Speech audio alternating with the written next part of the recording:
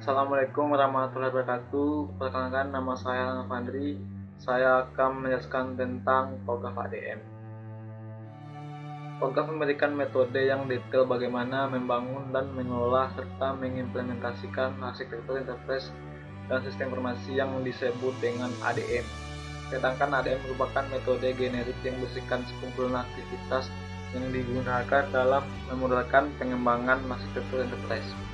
Metode ini juga bisa digunakan sebagai panduan atau alat untuk merencanakan, merancang, mengembangkan, dan mengimplementasikan arsitektur sistem informasi untuk organisasi. Dari penelitian tersebut, dapat disebutkan TOGAF ADM merupakan metode yang fleksibel yang dapat mengidentifikasi berbagai macam teknik pemodelan yang digunakan dalam perancangan. Karena metode ini bisa disesuaikan dengan perubahan dan kebutuhan selama perancangan dilakukan. Elemen kunci dari TOGAF adalah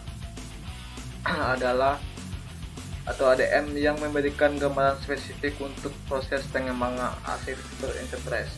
ADM terdiri dari tahapan-tahapan yang dibutuhkan dalam membangun arsitektur enterprise sebagai berikut.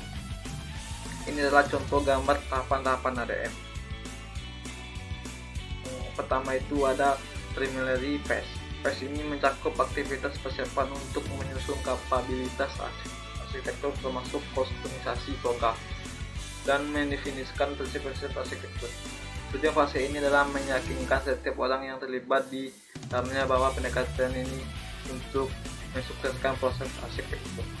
Pada fase ini harus menspesifikasikan what, why, when, dan where dari arsitektur itu sendiri. Kemudian ada fase A atau arsitektur vision.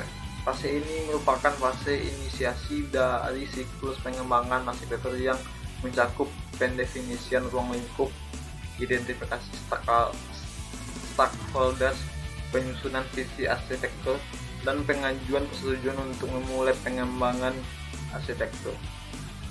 Kemudian ada fase B atau business arsitektur.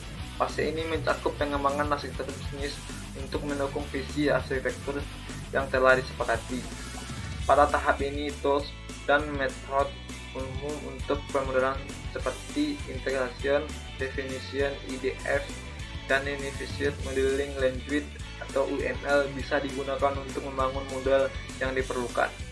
Kemudian ada fase C atau Information System Architecture. Pada tahapan ini lebih menekankan pada aktivitas bagaimana arsitektur sistem informasi dikembangkan. Pendefinisian arsitektur sistem informasi dalam tahap ini meliputi arsitektur data dan arsitektur aplikasi yang akan digunakan oleh organisasi. Arsitektur data lebih memfokuskan pada bagaimana data digunakan untuk kebutuhan fungsi bisnis, proses, dan layanan. Teknik yang bisa digunakan yaitu ER diagram, kelas diagram, dan objek diagram. Kemudian ada fase D atau teknologi arsitektur. Membangun arsitektur teknologi yang diinginkan dimulai dari penentuan jenis kandidat teknologi yang diperlukan dengan menggunakan teknologi portfolio katalog yang meliputi perangkat lunak dan perangkat keras. Dalam tahapan ini juga mempertimbangkan alternatif-alternatif yang diperlukan dalam pemilihan teknologi. Kemudian ada fase E, optimis dan solution. Pada tahap ini akan dievaluasi model yang telah dibangun untuk arsitektur dan tujuan. Identifikasi proyek utama yang akan dilaksanakan untuk mengimplementasikan arsitektur, tujuan, dan klasifikasi sebagai pengembangan baru atau penggunaan kembali sistem yang sudah ada. Pada fase ini juga akan direview gap analisis yang sudah dilaksanakan pada fase D. Kemudian ada fase F atau migration and planning. Pada fase ini akan dilakukan analisis risiko dan biaya. Tujuan dari fase ini adalah untuk memilih proyek implementasi yang bervariasi menjadi urutan prioritas. Aktivitas mencakup penafsiran ketergantungan, biaya, manfaat dari proyek migrasi yang bervariasi. Daftar prioritas proyek akan berjalan untuk membentuk dasar dari perancangan implementasi detail dan rencana migrasi. Kemudian ada fase G, Implementation Governance. Fase ini mencakup pengawasan terhadap implementasi arsitektur. Tujuan dari fase ini adalah untuk merumuskan rekomendasi dari tiap-tiap proyek implementasi, kemudian membangun kontrak arsitektur untuk pemerintahan proses deployment dan implementasi secara keseluruhan. Kemudian melaksanakan fungsi pengawasan secara tepat selagi sistem sedang diimplementasikan dan deploy,